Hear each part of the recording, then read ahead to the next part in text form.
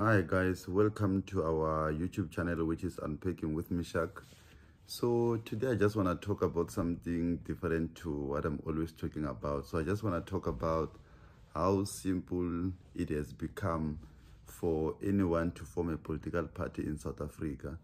It seems like our obsession with illegal immigrants has now made us neglect the criteria that we used to use in order for us to vote for someone. It seems like now you only need to only talk about illegal immigrants or say abahambe or talk about the deportation of illegal immigrants, and then a lot of South Africans are going to vote for you.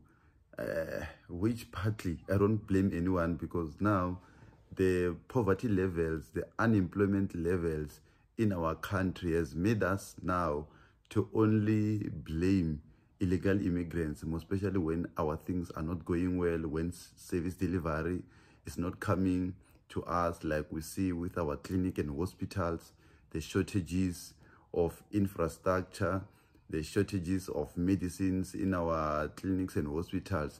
So now everything that is going bad in our country, we always divert our energy